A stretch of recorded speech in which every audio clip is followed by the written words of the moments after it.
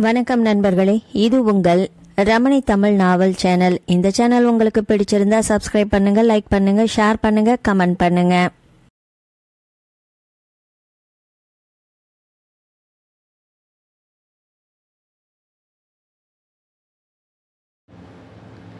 சரோஜினி, நான் சொல்கிறத கேளுடி. நான் இப்படியே நிரந்தரமாக இருப்பேன்னு நினச்சிடாத. ஒரு நாள் கண்ணை மூடிட்டேன்னா நீ நாதி இல்லாமல் தானே நிற்கணும். பரவாயில்ல, கேட்டதிலும் நல்லது போல் உனக்கு ஒரு உத்தியோகம் இருக்குது. நீ உன் காலில் நிற்கலாம். அம்மா புலம்புவதை புன்னகையோடு கேட்டுக்கொண்டே அரிசியை கழுவி குக்கரில் வைத்தாள் சரோஜினி. உங்கள் அண்ணன் உனக்கு அவனா பார்த்து இந்த ஜென்மத்தில் கல்யாணம் பண்ணி வைக்க மாட்டான். அவன் பண்ணி வைக்க நினச்சா கூட அதுதான் உங்கள் அண்ணி இருக்காளே அடங்கா பிடாரி, அதுக்கு விடவும் மாட்டான். பேசாமல் நீயே யாரையாவது தேர்ந்தெடுத்து கல்யாணம் பண்ணிக்கோயே. ஒரு தாய் சொல்லக்கூடாது தான், ஜாதி மதம் கூட பார்க்காம முடிவு செஞ்சுக்கோ. இந்த வீட்டை விட்டே போயிடு என்று சொல்லி கண் கலங்கினாள் அம்மா. அம்மா இந்த அளவுக்கு கசந்து போயிருந்தாள். சரோஜினி மெல்ல சிரித்தாள். அம்மா, உணர்ச்சி வசப்படுறதுல எந்த லாபமும் இல்லை, உடம்பு தான் கெட்டு போகும். அது நடக்கிற காலத்தில் நடக்கட்டுமே. அண்ணி சரியா இல்லை தான், அண்ணனும் ஜால்ரா போடுறான் தான். அதுக்காக ஆத்திரப்பட்டு என்னம்மா லாபம் சொல்லு? அவங்க கூட தானே நீ காலம்பூராவும் இருக்கணும். என் கவலை என்னன்னா, நானும் போயிட்டேன்னா நீ என்ன ஆகுவ? அதை பற்றி நினச்சி பார்த்தியா? நீ கல்யாணம் பண்ணிக்கிட்டு போனால் நானும் உன் கூடையே வந்துடுறேன் சரோ. என்னை பற்றி கவலைப்படாத. நீ ஒரு நல்லவனாக பார்த்து தேர்ந்தெடுத்துக்கோ. நாம் இந்த வீட்டை விட்டே போயிடலாம் என்று சொன்ன அம்மாவை சிரிப்போடு பார்த்தாள் சரோஜினி. என்னம்மா பேசுகிற? அது முடியுமா? அம்மா, நீ என் கூட வரணும்னா நான் மட்டும் முடிவு பண்ணால் போதாதே, என்னை கட்டிக்கிறவனும் முடிவு பண்ணணும் இல்லையா? ஆமாம், இல்லை, அதை நான் மறந்தே போயிட்டேன் பாரு. சரி விடு, நடக்கிறது தானே நடக்கும்.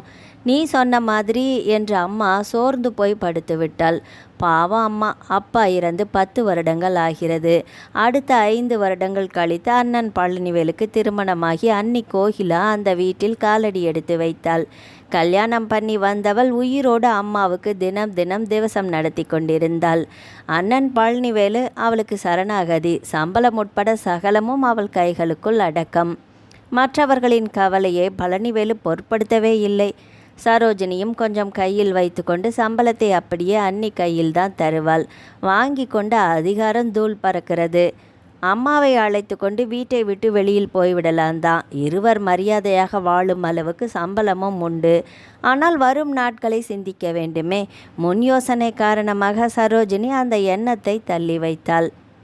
சமையல் முடிந்து விட்டது, சாப்பிடவாமா என்று அம்மாவை அழைக்க, கொஞ்சம் கரைச்சி கொடுத்துடு சரோமா என்று அம்மா சொல்லிவிட்டாள். அவள் தந்ததை குடித்துவிட்டு அம்மா படுத்து கொண்டாள். சரோவுக்கு ஏனோ பசிக்கவில்லை. பேருக்கு சாப்பிட்டு விட்டு பாத்திரத்தை கழுவி எல்லாமே முடித்துவிட்டு படுக்கைக்கு வர மணி 10. ஒரு புத்தகத்தை எடுத்து விரித்து கொண்டு படுத்தவளுக்கு காலையில் நடந்தது தான் நினைவுக்கு வந்தது. Sarojini, I love you. உன் பதில் எதுவானாலும் அதை சீக்கிரம் நாசுக்கான முறையில் தெரிவிப்பாய் என்று நம்புகிறேன். இப்படிக்கு பிரசாந்த்.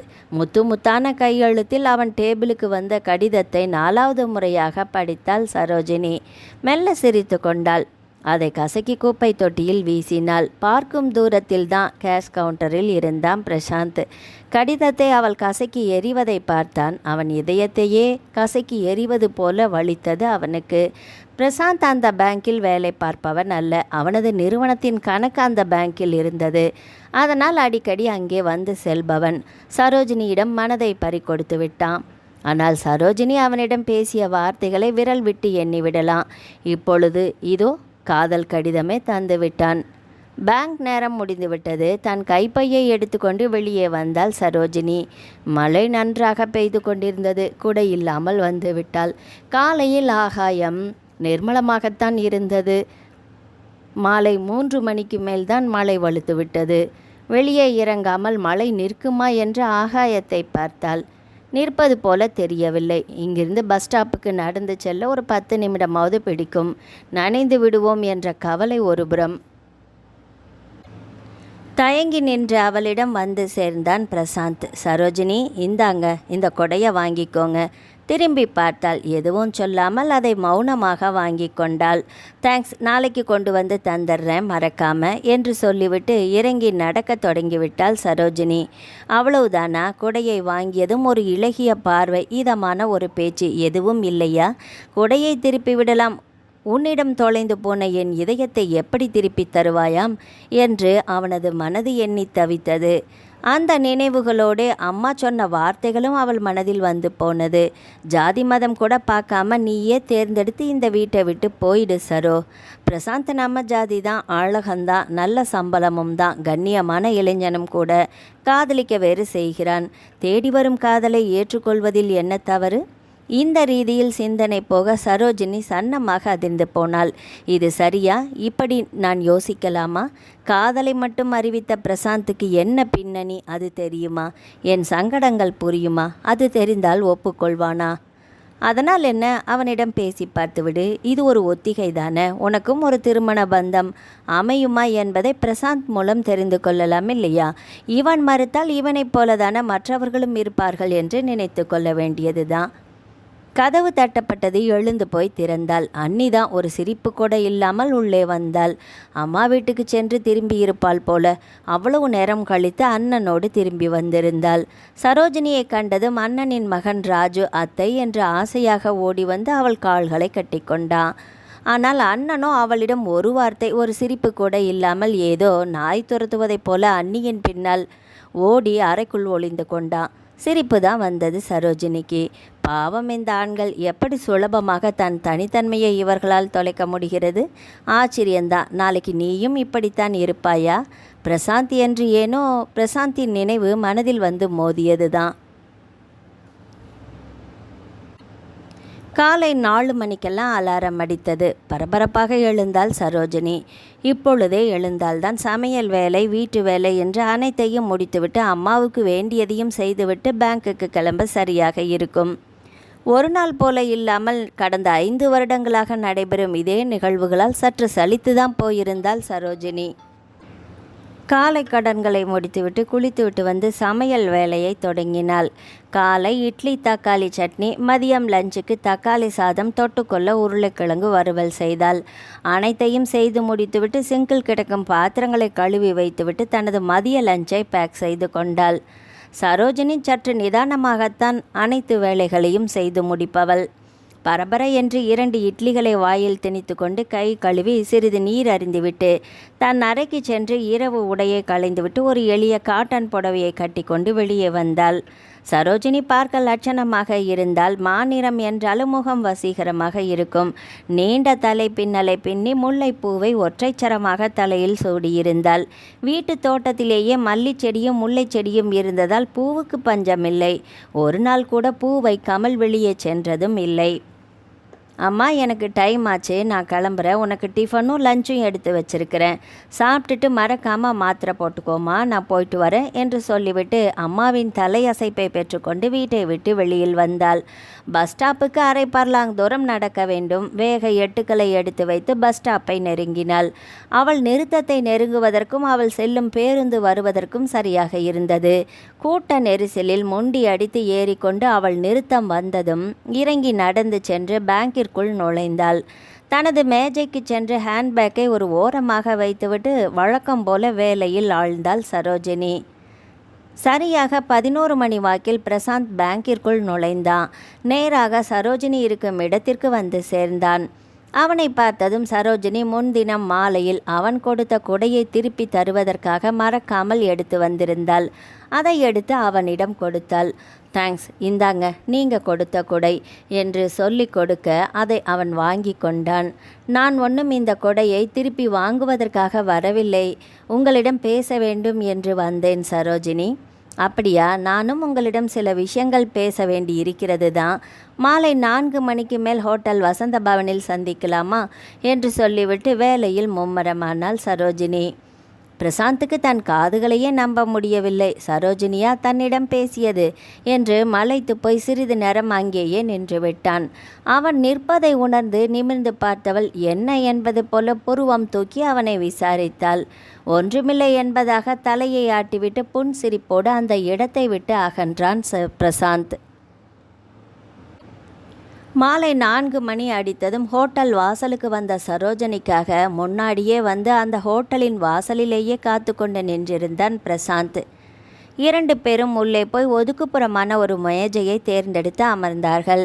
என்ன சாப்பிட்ற சரோஜினி? ஜஸ்ட் காப்பி சொன்னான். சொல்லு சரோ, எனக்கு சுற்றி வளைச்சி பேச வராது. பிரசாந்த், உங்கள் காதலை ஏற்றுக்கிறதுல எனக்கு எந்த ஆட்சேபனையும் இல்லை. பிரசாந்த் சந்தோஷத்தில் திக்கு முக்காடி போனான். நிஜமா சொல்கிறீங்களா? எஸ். கனவு காண்பது அப்புறம் யதார்த்தம் பேசணும் பிரசாந்த். சொல்லுங்க சரோஜினி, கல்யாணம்னு வந்துட்டா எல்லாமே பேசியாகணும். உங்களை பற்றிய எந்த விவரமும் எனக்கு தெரியாதே. இது வரைக்கும் எங்கள் அப்பாவுக்கு அம்மாவுக்கு நான் ஒரே மகன், ஒரு அக்கா. அவளுக்கு கல்யாணம் முடிஞ்சிடுச்சு. எனக்கு இப்போ 30 வயசு நெருங்க போகிறது. 4 வருஷமாக கல்யாண பேச்சு வீட்டில் நடந்துக்கிட்டு தான் இருக்குது. நான் தான் பிடி கொடுக்காமல் இருக்கிறேன். காரணம், நீங்கள் வேணும்னு நினச்ச காரணமாக இன்னொருத்திக்கு இடம் தர என் மனசு சம்மதிக்கலை என்று சொல்லி முடித்தான் பிரசாந்த். உங்கள் விருப்பம் தானா வீட்டில்? எனக்கு ஒரு மனைவி வந்தால் போதுன்னு நினைக்கிறவங்க தான் எங்கள் அம்மா. அதனால் என் காதலை எப்போவுமே தடுக்க மாட்டாங்க. தன் குடும்ப சூழ்நிலை எல்லாமே பேசிவிட நினைத்தால்தான் சரோஜினி ஏனோ இப்போது வேண்டாம் என்று தள்ளி போட்டாள். என்னை அவர்களுக்கு பிடித்து தீர்மானம் ஆகட்டும், பிறகு தன் குடும்ப சூழ்நிலைகளை பற்றி விரிவாக பேசிக்கொள்ளலாம் என்று முடிவெடுத்தாள். சரி பிரசாந்த், முறைப்படி நீங்கள் எங்கள் வீட்டுக்கு பொண்ணு பார்க்க வாங்க, மேற்கொண்டு மற்றதெல்லாம் பேசிக்கலாம். சரி, நாளைக்கு ஞாயிற்றுக்கிழமை அப்பா அம்மா நான் 3 பேருமா உன்னை பார்க்க வந்துடுறோம். சரி. அவனும் ஓரளவு யதார்த்தமாக இருப்பதை உற்சாகமாக உணர்ந்து கொண்டாள் சரோஜினி. சரோஜினி வீடு திரும்பியதும் விவரத்தை அம்மாவிடம் சொன்னாள். பழனி, நம்ம சரோஜினியை ஒரு பையன் விரும்புகிறான். நாளைக்கு அவன் அவங்க அப்பா அம்மாவோட அவளை பொண்ணு பார்க்க இங்கே வரப்போகிறானாண்டா. அம்மா சொல்ல பழனி பயத்தோடு கோகிலாவை பார்த்தான். நாளைக்கு நமக்கு வெளியில் போகிற வேலை இருக்குது, அதை கேன்சல் பண்ண முடியாது என்று கண்களை உருட்டி தன் கணவனிடம் சைகை காட்டினாள் கோகிலா. அதை பார்த்து அம்மாவுக்கு சிரிப்பு தான் வந்தது. தன் மகனை நம்பி ஒன்றும் பிரயோஜனம் இல்லை, வருபவர்களிடம் தான் தெளிவாக பேச வேண்டும் என்று முடிவெடுத்தாள் அம்மா. உன்னை விரும்புகிற பிள்ளை, அதனால் எதுவும் எதிர்பார்க்க மாட்டாங்கன்னு தான் நான் நினைக்கிறேன். இருந்தாலும் நான் தெளிவாக பேசிக்கணும்ல. சரிம்மா, வரட்டும், பின்னாடி மற்றதெல்லாம் பார்த்துக்கலாம் என்றாள் சரோஜினி அம்மாவை அமைதிப்படுத்தும் விதமாக. காலை 9 மணிக்கு ஆட்டோ வந்து நிற்க அப்பா அம்மா ஒரு சகோதரி சகிதம் பிரசாந்த் இறங்கி வந்தான். அண்ணன் ஒரு மரியாதை நிமித்தம் வரவேற்றான். உங்கள் மகள் என் பிள்ளையை வளைச்சி போட்டுட்டா. சரி சரி, வர சொல்லுங்க, பார்க்கலாம் அவளை. பிரசாந்தின் அம்மா சொல்ல சரோஜினியை அம்மா வெளியே வருமாறு அழைத்தாள். சரோஜினி வந்தால் அருகில் உட்கார வைத்து கொண்டாள் மாமியார். பரவாயில்ல, என் பிள்ளையோட செலெக்ஷன் நல்லா தான் இருக்குது. எனக்கு உன்னை பிடிச்சிருக்குதுமா. பிரசாந்த் அம்மா மீது ஒரு சந்தோஷ பார்வையை வீசினான். மற்றதெல்லாம் பேசிடு தங்கம். அப்பா தூண்ட கல்யாணத்தை அடுத்த மாதம் வச்சுக்க முடியுமா கேட்டாள் பிரசாந்தின் அம்மா. சரோஜினி அம்மா முன்னால் வந்தாள். அதை எங்கள் பிள்ளை கூட நாங்கள் பேசிட்டு அப்புறமா முடிவு சொல்லிக்கிறோமே. சரி, முடிவு சொல்லிக்கோங்க. ஆனால் 15 சவரன் நகை போட்டுக்கோங்க. பிரசாந்த் துணிமணிக்குன்னு ஒரு 10,000 கொடுத்துடுங்க. பாத்திரம் பண்டம் தவிர கல்யாணம் நல்லபடியாக செய்யணும். இதை விட குறைச்சி எங்களால் கேட்க முடியாது. அவன் காதலிச்சிட்டாங்கிறதுக்காக எல்லாத்தையும் விட முடியாது இல்லையா? சொசைட்டியில் எங்களுக்குன்னு ஒரு கௌரவம் இருக்குதுல்ல, அதன்படி நாங்கள் எதிர்பார்க்குறோம். அந்த அம்மா சொல்ல கேட்டு சரோஜினி அதிர்ந்து போனாள். காதல் என்று மகன் சொல்ல அதை மதித்து வந்த தாய் இன்று ஏன் வியாபாரம் பேசுகிறாள்? அவர்கள் எழுந்து விட்டார்கள். தகவல் அனுப்புங்க. சரோஜினி தான் என் மருமகள், நான் முடிவு பண்ணிட்டேன், போதுமா? பிரசாந்தை நிமிர்ந்து பார்த்தாள் சரோஜினி. அவன் இவளை பார்க்காமலேயே எங்கேயோ வேடிக்கை பார்த்தான். சரோஜினிக்கோ வெறுப்பாக இருந்தது. அவர்கள் போனதும் காதல்னு சொன்னாங்க, இப்போ வியாபாரம் பேசுகிறாங்களே. கோகிலா தொடங்க, சரி சரி, ஒரு பொண்ணை நாமளும் மொட்டை மரமாக கட்டி கொடுத்து அனுப்ப முடியுமா சொல்லு? அப்புறம் இந்த வீட்டுக்குன்னு என்ன மரியாதை இருக்குது? பெருசாக ஒன்றும் அவங்க கேட்கலையே. எல்லாம் இந்த காலத்தில் நடக்கிறது தான். ஏதோ நமக்கு முடிஞ்சது செஞ்சு அனுப்பணும் தானே நாமளும். அது சரி, அந்த அம்மா கேட்டதெல்லாம் சரியாக நடக்கணும்னா கிட்டத்தட்ட 5 லட்சம் ரூபாய் வேணும். அது தெரியுமா உங்களுக்கு? அதுக்கெல்லாம் பார்த்தா எப்படி கல்யாணம் நடத்த முடியும்? சரிதான், அது யார்கிட்ட இருக்குது அவ்வளோ பணம்? இங்கே கொட்டியாக கிடக்குது. இருக்காது தான் கோகிலா. என் பொண்ணுக்குன்னு செலவு பண்ணுறதுன்னா அவங்கக்கிட்ட பணமே இருக்காது தான். ஆனால் அப்பா இல்லாத பொண்ணுக்கு அண்ணன் அப்பா ஸ்தானத்தில் இருந்து எல்லாமே செஞ்சு வைக்க வேண்டியது அவன் கடமைன்னு இருக்குதில்ல. ஆனால் இவனுக்கு அது எங்கே தெரிய போகுது? பொண்டாட்டி முந்தானையில் ஒளிஞ்சிக்க தானே தெரியும். அவர்கிட்ட என்ன கொட்டியாக வச்சுருக்கிறாரு? வாங்கின கடனே திருப்பி அடைக்க முடியலையா? அத்தனை கடனை முதல்ல யார் தான் தருவாங்க? அப்படியே தந்தால் தான் அதை திருப்பி அடைக்க முடியுமா சொல்லுங்கள்? திருப்பி வட்டி கூட கட்ட முடியாது. வாசலில் நின்று பிச்சை தான் எடுக்கணும். கோகிலா, நீ பேசுகிறது சரியே இல்லை. என்ன சரியில்லை? இல்லை கேட்குறேன், என்ன சரியில்லை? நீங்கள் என்ன சம்பாரித்து கொட்டி வச்சுருக்கீங்களா இங்கே எடுத்து அள்ளி விடுறதுக்கு? நானும் என் குழந்தையும் அவரை நம்பித்தானே இங்கே வந்திருக்கிறோம். என்ன கல்யாணம் பண்ணும்போது இந்த வீட்டில் என்ன இருந்தது? நாளைக்கு உங்கள் மகளுக்கு எல்லாத்தையும் ஓட்டி விட்டுட்டா நாங்கள் என்ன தெருவிலையா நிற்க முடியும்? அம்மா, நீ கொஞ்சம் பேசாமல் தான் இரு. அண்ணி, யாரும் எனக்காக வீதிக்கு வர வேண்டாம், வரவும் கூடாது. இந்த கல்யாணம் நடக்க போகிறதும் இல்லை. இந்த பேச்சை அப்படியே விட்டுடுங்க. என்னால் யாருக்கும் எந்த சங்கடமும் வேண்டாம். அம்மா சரோஜினியின் அருகில் வந்தாள். அவங்க கேட்பது அதிகம்னு நினைக்கிறியா சரோ? அப்படி நான் சொல்லலம்மா.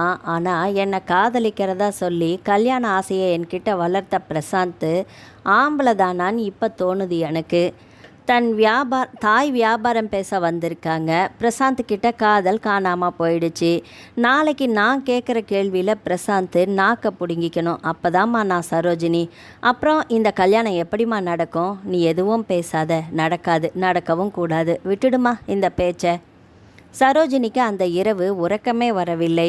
நேருக்கு நேர் என்னை பார்க்க முடியாத உனக்கு வேட்டி சட்டை எதற்காக? நீ ஆம்பளைதானா? ஏன் காதலித்தாய்? இன்று பெட்டைத்தனமாக அம்மா முந்தானையில் மறைந்து கொள்வது நியாயம்தானா? பெண் கேவலம் என்று நினைத்தாயா? காதல் என்ற சொல்லுக்கு களங்கம் கற்பித்தவன் நீ. காலை வழக்கம் போல எழுந்து வேலைகளை முடித்துவிட்டு ஆஃபீஸ் புறப்பட்டு விட்டாள். பேங்க் வாசலில் பைக்கில் சாய்ந்தபடி நின்றிருந்தான் பிரசாந்த். சரோஜினி அழைத்தான். அருகில் வந்தாள். இப்படியெல்லாம் காதலை கேவலப்படுத்தணும்னு எத்தனை பேர் கிளம்பியிருக்கீங்க? வெக்கமா இல்லையா உங்களுக்கு? பிரசாந்த் அவளையே இமைக்காமல் பார்த்தான். நான் உங்கூட கொஞ்சம் பேசணும் சரோ. இனிமே பேச நமக்கு இடையில் எதுவுமே இல்லை பிரசாந்த். சரி, நம்ம பேசி முடித்த பின்னாடி நீ அதை முடிவு பண்ணிக்கலாம். அவன் கெஞ்சலுக்கு சரோஜினி ஏனோ கட்டுப்பட்டாள். அந்த பிள்ளையார் கோயில் வாசலில் வண்டியை நிறுத்தினான். இறங்கி பிரகாரத்தை சுற்றிவிட்டு ஒரு மரத்தடியில் அமர்ந்தார்கள் இருவரும். உன் கோபம் நியாயம்தான் சரோ. நிமிர்ந்து அவனை பார்த்தாள். உன்னை இதுவரைக்கும் எந்த விவரமும் நான் கேட்டதில்லை. ஆனால் தெரியும், உன் அண்ணனோட கோழைத்தனம் காரணமாக உன் எதிர்காலமே பெரிய கேள்விக்குறியாக நிற்கிதுன்னு எனக்கு தெரியும். விழுந்து விழுந்து சிரித்தாள் சரோஜினி. கோழைத்தனம் அண்ணனுக்கு மட்டும்தான் சொந்தமானதுன்னு தப்பாக நான் கணக்கு போட்டுட்டேன். ஆனால் அதை உங்களுக்கும் பொருந்தும்னு நேற்று தானே நான் தெரிஞ்சுக்கிட்டேன். நீ என்ன வேணும்னாலும் சொல்லி திட்டு சரோ, நான் கேட்டுக்கிறேன். அப்புறமா நான் பேசிக்கிறேன். எனக்கு உரிமை இல்லாத உங்களை பேசுகிறதுக்கு நான் யாருங்க? அதுக்கு நான் தயாராகவும் இல்லை. சரோ, கோபத்தை விட்டு நான் சொல்கிறத கொஞ்சம் கேளேன். சரி, விஷயத்துக்கு வருவோம். என்ன சொல்ல வந்தீங்க? எங்கள் அம்மா கேட்ட எல்லாமே செய்ய ஒரு 5 லட்சம் இருந்தால் போதுமா? ஆமாம், அது சின்ன தொகையாக போச்சில்ல உங்களுக்கு? அச்சச்சோ, அவசரப்படாத சரோ. கொஞ்சம் பொறுமையாக நான் சொல்கிறத குறுக்க பேசாமல் தான் கேளேன். வேண்டாம், இதுக்கு மேலே எதுவும் கேட்க தயாராக இல்லை. வேணாம், எந்திரிங்க போகலாம். எனக்கு டைம் ஆச்சு பிரசாந்த். இரு சரோ, ஒரு 5 நிமிஷம். அதை உங்கள் அண்ணன் செலவு செய்ய வேண்டாம். நான் சொல்கிறத முழுக்க கேளு. என்ன கேட்கணும்? கல்யாண செலவை உங்கள் அண்ணன் செய்ய வேண்டாம். ஆனால் கல்யாணம் நடக்கும். புரியலையே, எப்படி? நான் எப்போ பணத்தை கேட்டு இருக்கிறேன்? அதுவும் அதிகாரிகளின் சிபாரிசு பிடிச்சி என்னோட அக்கௌண்ட்லேருந்து ஒரு தொகை 5 லட்சம்னா இன்னும் ஒரு வாரத்தில் எனக்கு அது லோனாக கிடச்சிடும். அது உன்கிட்ட நான் தந்துடுறேன். கல்யாணத்துக்கு நான் கொடுக்குற செலவு. ஓஹோ, இது உங்கள் அப்பா அம்மாவுக்கு தெரியாது இல்லையா? ஆமாம். அப்போது இந்த விஷயம் பின்னாடி தெரிய வந்துச்சுன்னா அப்போ என்ன பண்ணுவீங்க? தெரியாமல் நான் பார்த்துக்கிறேன் சரோ.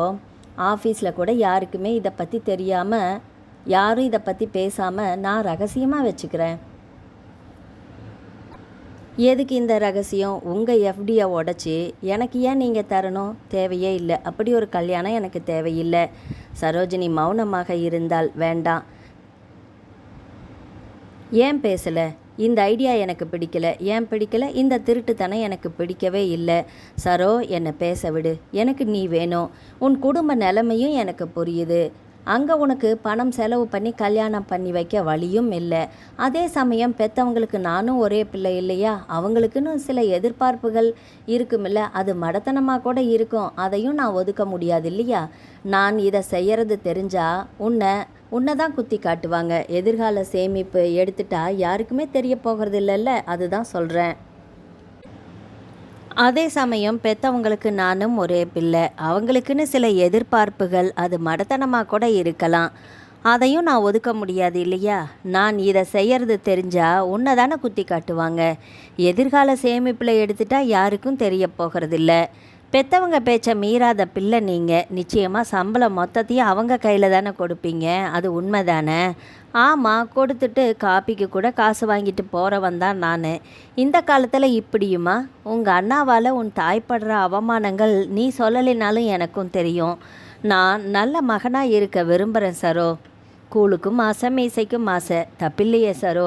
விரும்பின பெண்ணையும் பெற்றவங்களையும் ஒரே சமயத்தில் திருப்திப்படுத்த கொஞ்சம் பணம் மட்டும்தானே செலவாகுது. ஆகட்டுமே, பணம் வரும் போகும் உறவுகள் அப்படியா சரோ? அவள் பேசவில்லை. இப்போ சொல்லு, என்னை கட்டிக்க உனக்கு என்ன கஷ்டம்? கஷ்டம் இங்கே பிரச்சனையே இல்லை. எனக்கு கொஞ்சம் அவகாசம் வேணும். வீட்டில் என்ன சொல்கிறதுன்னு யோசிக்கிறியா? நீயே கடன் வாங்கினேன்னு எதையாவது சொல்லி சமாளிச்சுக்கோயேன். சரோஜினி எழுந்து விட்டாள். அம்மாவிடம் இது குறித்து இன்று இரவு பேசிவிட வேண்டும். இது சற்று சிக்கலான விஷயந்தான், நிதானமாக கையாள வேண்டும். போகலாமா? இருவரும் பிரிந்து அவரவர் வழி சென்றார்கள். அம்மாவிடம் விஷயத்தை சொன்னாள் சரோஜினி. தங்கமான புள்ளடி, அவனை வேண்டான்னு சொல்லிடாத சரோ. இல்லைம்மா, எனக்கு அப்படியெல்லாம் தோணலை. இது சரிப்பட்டு வராது, விட்டுடலாமா? அப்படி சொல்லாத சரோ. உனக்கும் நல்லபடியாக கல்யாணம் ஆகி குழந்த குட்டின்னு நீயும் செட்டில் ஆகி நீடூழி வாழ வேண்டாமா? பிரசாந்துக்கு என்ன குறைச்சல்? அவன் சொல்கிறதுல எனக்கு எந்த தப்பும் தெரியல. சரியாக தான் படுது சரோ. நீ கொஞ்சம் இறங்கி தான் வாயேண்டி. இல்லைம்மா, இது தப்பு. எதுக்குமா இந்த கோழைத்தனம்? நான் காதலிச்ச பொண்ணு கட்டின சேலையோட வருவா, ஏற்றுக்குவேன்னு சொல்கிறது தானே சரியான ஆண் பிள்ளையோட முடிவு. நீயே பணம் தந்து அதை நான் தந்ததா சொல்லி எதுக்குமா இந்த மூடு மந்திரமெல்லாம்?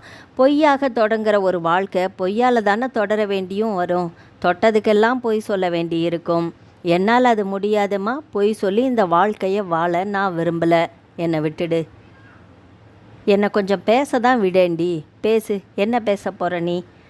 பிரசாந்தோட வாழ்க்கையில் புதுசாக இனிமே தான் நீ வரப்போகிறவ. உன்னை காதலிச்சான்தான் அவன் உன்னை. நான் இல்லைன்னு சொல்லலை. 30 வருஷமாக பெற்றவங்க இருக்காங்க இல்லையா? சரி, உனக்காக அவங்கள உடனே தூக்கி போட முடியுமா? நான் தூக்கி ஒன்றும் போட சொல்லலையே. எதுக்காக பொய்ன்னு தான் சொல்கிறேன். பொய்யில் ஒரு வாழ்க்கை தொடங்கணும்னு நான் கேட்குறேன்னா, அவங்க ருசிப்படி தானே நீ வாழணுங்கிறது. அந்த நீதிக்காக நீ அதை செய். என்னை ஏன் சேர்க்குற? என்னை விட்டுடுன்னு தானே நான் சொல்கிறேன். உன்னை அந்த பிள்ளை உயிருக்குயிராக காதலிக்கிறாண்டி. கோழையான உனக்கு எதுக்குமா காதல்? சரோ, இருமா. இன்றைக்கி பிரசாந்த் சொல்கிற பொய்க்கு நான் தலையாட்டினேன்னு வச்சுக்கோ. ஆயுள் முழுக்க அவரோட பொய்களுக்கு நான் ஆரத்தி எடுக்க வேண்டி வரும். அது எனக்கு பிடிக்கலம்மா, விட்டுடு. உங்கள் அண்ணன் போல் பெத்தவளை அலட்சியப்படுத்தலை அந்த புள்ள. அதே சமயம் உன் சூழ்நிலையும் புரிஞ்சு உனக்கும் உதவ முன் வரான். யாருக்கும் பாதகம் இல்லாமல் ஒரு செயல் நடக்குதுன்னா அது அவ்வளவு சுலபம் இல்லடி. அதுக்கு நிறைய தியாக மனப்பான்மையெல்லாம் வேணும். பிரசாந்துக்கு அது இருக்குதில்ல. அவனை விட ஒரு நல்ல புருஷன் உனக்கு நிச்சயமாக கிடைக்க மாட்டான். பயன்படுத்திக்கிறது உன் புத்திசாலித்தனம் சரோ. இனிமேல் நான் சொல்கிறதுக்கு எதுவும் இல்லை, விட்டுடு. இல்லைம்மா, பிரசாந்த் வீட்டில் பெற்றவங்களோட அதிகாரம்தான் இருக்குது. இருக்கட்டுமே, பெரியவங்களுக்கு அடங்கிப்போ, குறைஞ்சி ஒன்றும் போயிட மாட்டேன். உனக்குன்னு ஒரு புருஷன் குடும்பம்னு அமைஞ்சா பெருமை இல்லையா? அந்த பெருமையும் கிடைக்காம உங்கள் அண்ணி சர்வாதிகாரத்தில் அடங்கி காலம் பூரா இப்படியே உட்கார்ந்துருக்க போறியா? அதுக்கு எது தேவலை இல்லையா? இதோ பாரு சரோ, பெண்களுக்கு வாழ்க்கையில் பல பாகங்கள் பிரிக்கப்பட்டு இருக்குது. நிறைய துக்கங்கள், அதில் சலனங்கள், சந்தோஷங்கள்னு இப்படி எல்லாமே தாண்டி தான் வரணும். நாங்கள்லாம் இல்லையா? அம்மா, அனுசரித்து போடி. அன்பான பொண்ணாயிரு. உன்னை அது உயர்த்தும். இப்போ நீ உயர்ந்த இடத்துல தான் இருக்கிறியாம்மா. என் ஜாதகம் மோசம்டி. அதை விடு. நான் இப்படி தான் வாழணும்னு என் தலையில் எழுதியிருக்கு. என்ன பண்ண முடியும்? உனக்கு என்ன, நீ இந்த நரகத்திலேருந்து தப்பிச்சு போகிற வழியை பாருடி. நாளைக்கே போய் அம்மா நான் கை நிறைய சம்பாதிக்கிறேன், நானும் நீயும் தனியாக ஒரு வீடு பார்த்து போயிடலான்னு சொல்கிறேன், என்னால் உன்னை காலம் பூராவும் நல்ல விதமாக வாழ வைக்க முடியுமா? சொன்னால் நீ தான் கேட்க மாட்டேங்கிற, பிடிவாதமாக இங்கே தான் இருப்பேன்னு இருக்க, அதனால தான் நானும் இப்படி இருக்க வேண்டியதாக இருக்குது. அப்படி இல்லை சரோ, நீ கல்யாணம் ஆகி வேறு வீட்டுக்கு போகிற பொண்ணு, உன் தயவில் நான் காலம் பூரா உட்கார முடியாது இல்லையா? கஷ்டமோ நஷ்டமோ நான் உங்கள் அண்ணன்கிட்டேயே உங்கள் அண்ணி கையாலேயே இடிசோறு தின்னா கூட பரவாயில்லை, இங்கேயே இருந்துட்டு போயிடுறேன். நீ முதல்ல நாளைக்கு அந்த பையனை பார்த்து உன் சம்மதத்தை சொல்கிற வழியை பாரு. சரின்னு சொல்லுடி இந்த கல்யாணத்துக்கு. சரோஜினிக்கு குழப்பமாக இருந்தது. அம்மா சொல்வதை ஏற்பதா, தன் மனம் சொல்வதை ஏற்பதா? இருதலை கொல்லி எறும்பின் நிலையில் என்ன முடிவு எடுப்பது என்று தவித்தாள் சரோஜினி. விடிய விடிய யோசிக்காமல் தூங்காமல் யோசித்த சரோஜினி விடியும் தருவாயில் ஒரு முடிவுக்கு வந்தாள். தன் மனசாட்சியை கொன்றுவிட்டு பொய்யாக அடித்தளமிட்டு தொடங்கும் ஒரு வாழ்க்கையில் அடியெடுத்து வைக்க அவள் விரும்பவில்லை. அப்படி ஒன்றும் அவள் பிரசாந்தை காதலிக்கவில்லையே. மனம் உருக காதலித்து இருந்தால் கூட இந்த காதல் முறிவால் மனக்காயம் ஏற்படலாம் என்று சொல்லலாம். ஆனால் அதற்கு தான் வழியே இல்லையே. தன்னை காதலித்தவன் அந்த காதலை நியாயமான முறையில் நிறைவேற்றி கொள்ளாத போது அந்த காதலுக்கு தான் மதிப்பு தர வேண்டிய அவசியமும் இல்லை என்ற முடிவுக்கு வந்தாள். காலையில் பேங்குக்கு போனதும் பிரசாந்திடம் தன் மறுப்பை தெளிவாக சொல்லிவிட வேண்டும். அம்மா என்ன வற்புறுத்தினாலும் சரி, தன் முடிவிலிருந்து மாறப்போவதில்லை என்ற உறுதியோடு விடியற் காலையில் தூங்கி போனால் நிம்மதியான உறக்கம். மனதில் தெளிவு பிறந்ததால் உறக்கம் நன்றாக வந்தது போல 7 மணி வாக்கில் தான் எழுந்தாள் சரோஜினி. அவசர அவசரமாக புறப்பட்டவள், அம்மா இன்னைக்கு சமையலை நீயே சமாளித்துக்கொள், நான் வெளியில் பார்த்துக்கிறேன் என்று சொல்லிவிட்டு அம்மா ஏதாவது பேசும் முன்னரே தனது ஹேண்ட்பேக்கை எடுத்துக்கொண்டு பஸ் ஸ்டாப்பை நோக்கி நடக்க ஆரம்பித்தாள் சரோஜினி. நடையில் ஒரு நிமிர்வு, அவள் முடிவில் ஒரு தெளிவு, அதனால் முகத்தில் நிம்மதியும் அமைதியும் படர்ந்தது. சரோஜினி பஸ்ஸை விட்டு இறங்கி பேங்க் வாசலுக்கு வரும்பொழுது அவளுக்காக நேரமாகவே வந்து காத்து கொண்டு நின்றிருந்தான் பிரசாந்த். அவனை பார்த்தது மென்மையான புன்னகை ஒன்றை சிந்தினாள் சரோஜினி. வங்கி தொடங்க இன்னும் 1/4 மணி நேரம் இருந்ததால் அவனிடம் இப்பொழுது தெளிவாக பேசிவிடலாம் என்ற முடிவுக்கு வந்து அவன் அருகே சென்றாள் சரோஜினி. குட் மார்னிங் சரோ, அம்மா கிட்ட பேசினியா? என்ன சொன்னாங்க? என்ன முடிவு செஞ்சிருக்க என்று ஆவலாக கேட்கும் பிரசாந்தையே ஒரு நிமிடம் உற்று பார்த்தாள் சரோஜினி. பிரசாந்த், எனக்கும் உங்களை திருமணம் செய்து கொள்ள விருப்பம் இல்லை, என்ன மன்னிச்சிடுங்க. என்னை மறந்துட்டு வேற ஒரு நல்ல பொண்ணாக பார்த்து கல்யாணம் பண்ணிக்கிட்டு சந்தோஷமாக வாழ்கிற வழியை பாருங்க என்று சொன்ன சரோஜினியை திகைத்து போய் பார்த்து நின்று விட்டான் பிரசாந்த். என்ன சொல்கிற சரோ, உங்கள் அம்மா ஏதாவது சொல்லிட்டாங்களா வேண்டான்னு? நான் சொன்ன ஐடியா அவங்களுக்கு பிடிக்கலையா? அதனால தான் நீ வேணான்னு சொல்கிறியா? நான் வேணா வந்து உங்கள் அம்மா கிட்ட தெளிவாக பேசி பார்க்கட்டுமா? ப்ளீஸ் சரோ, என்னை மட்டும் வேணான்னு சொல்லிடாதே என்று கெஞ்சவே ஆரம்பித்து விட்டான் பிரசாந்த். பிரசாந்த் இங்கே பாருங்கள், கூல் டவுன். அம்மா எல்லாம் உங்கள் ஐடியாவை வேணான்னு சொல்லலை, எனக்கு தான் உங்கள் ஐடியா பிடிக்கலை. உங்கள் கூட பொய்யான ஒரு வாழ்க்கை வாழ்கிறதுக்கு எனக்கு விருப்பமே இல்லை. நான் எப்போவுமே நேர்மையாக நல்ல முறையில் வாழணும்னு நினைக்கிறேன். அது உங்களோட வாழ்ந்தால் எனக்கு கிடைக்காது. உங்கள் பொய்யால் என் மரியாதையும் பறிப்போகும். வேண்டாம், இப்படி ஒரு கல்யாணம் பண்ணிக்கிறத விட கல்யாணமே இல்லாமல் கடைசி வரைக்கும் கன்னியாகவே வாழ்ந்தாலே நல்லதுன்னு நினைக்கிறவன் நான். ப்ளீஸ் என்னை விட்டுடுங்க. மறுபடியும் இதை பற்றி பேசி என்னை தொந்தரவு பண்ணாதீங்க. திரும்பவும் என்னை பார்க்க இங்கே வராதீங்க என்று தெளிவாக சொல்லி முடித்தாள் சரோஜினி. சரோஜினியின் இந்த முடிவால் உனக்கு வருத்தமே இல்லையா? நீ என்னை காதலிக்கவே இல்லையா? என் மனசு என்ன பாடுபடுதுன்னு உனக்கு தெரியுமா என்று அழும் குரலில் கேட்ட பிரசாந்தை பார்த்து சிரித்தாள் சரோஜினி. இங்கே பாருங்க பிரசாந்த், நான் உங்களை காதலிக்கவே இல்லை, நீங்கள் தான் என்னை காதலிச்சிங்க. அந்த காதலுக்கு மரியாதை நீங்கள் கொடுக்கவும் இல்லை. ஒரு பெண்ணை காதலிச்சா அவளோட தகுதிகளை எடை போடக்கூடாது. உங்கள் அப்பா அம்மா 1000 சொன்னால் கூட உங்கள் மனசுக்கு நான் தான் மனைவின்னு தோணி இருந்தா, என்ன பிடிச்சிருந்தா அவங்கக்கிட்ட நேர்மையான முறையில் எடுத்து சொல்லி இந்த கல்யாணத்துக்கு நீங்கள் சம்மதம் வாங்கி இருக்கணும். அதை விட்டுட்டு வரதட்சணையை நீங்களே ரெடி பண்ணி கொடுத்து என்ன கௌரவிக்கிறதா நினச்சி என்னை அசிங்கப்படுத்துகிறீங்க. அப்படி ஒரு கல்யாணம் எனக்கு தேவையே இல்லை. மறுபடியும் சொல்கிறேன், உங்களை நான் காதலிக்கலை, நீங்கள் தான் என்னை காதலிச்சிங்க. அந்த காதலுக்கு உண்டான மரியாதையை நீங்கள் தரலை. நாளைக்கு கல்யாணம் ஆகி நான் உங்கள் வீட்டுக்கு வந்தப்புறம் மனைவிக்கு உண்டான மரியாதையையும் நீங்கள் தர மாட்டீங்க. இன்றைக்கி பெற்றவங்கள நீங்கள் ஏமாத்துறீங்க, நாளைக்கு என்ன ஏமாற்ற மாட்டீங்கிறதுக்கு என்ன நிச்சயம்? அதனால் உங்கள் மேலே எனக்கு நம்பிக்கை இல்லை பிரசாந்த். இனிமேல் என்னை தொந்தரவு பண்ணாமல் என் வாழ்க்கையிலிருந்து விலகி போயிடுங்க.